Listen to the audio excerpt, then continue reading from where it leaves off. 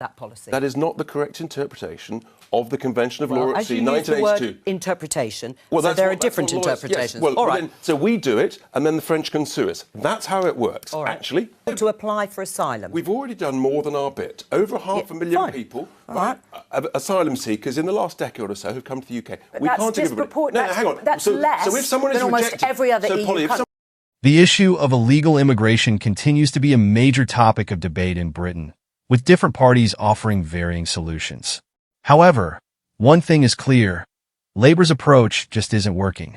In today's video, we'll watch as Richard Tice fiercely challenges Labour's stance on the issue, shutting down the entire panel in the process.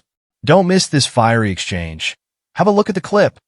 It's clearly not a deterrent, because 20,000 people have come since the Labour government won the election. And look, this is extraordinary. It's remarkable that in Germany it wasn't illegal to people smuggle to other nations outside the EU. But this will make no difference whatsoever. There is a silver bullet that will stop the boats. It's what we should have done under the previous government, but they don't have the guts to do it.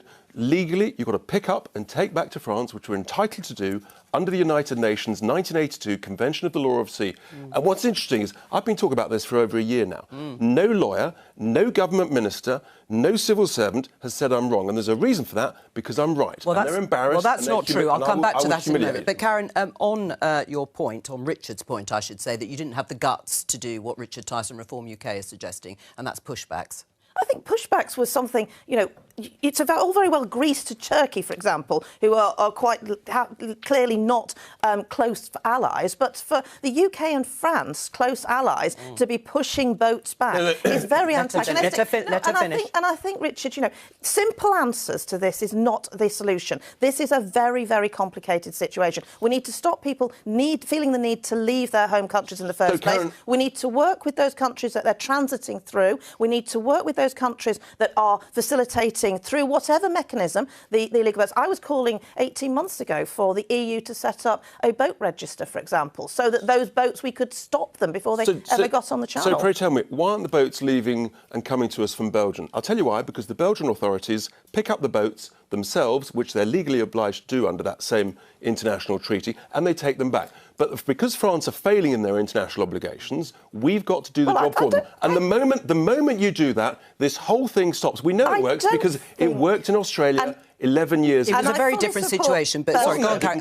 Hang on. I fully support Belgium, and actually I've been working with Belgium MPs. So Belgium can do it, the French can do it. So that we can work closely with Belgium, because they're absolutely right that they are doing a fantastic job. But I do not think so you're accepting the French are doing a bad job? I don't think the answer is to vilify the French in this situation. The answer we've vilified the French for 300 years or so. But the answer is to work with our allies, work with our friends, and try and stop this problem, which is a global problem. Can we legally return people in the way you are suggesting without permission and consent from France? Yes, and legally, France... we can't. We can, Joe. I'm sorry. Legally, Joe, France has a legal obligation. Well, that's different. Under that same international treaty. France has not consented, and this is according to the House of Commons. Hang on.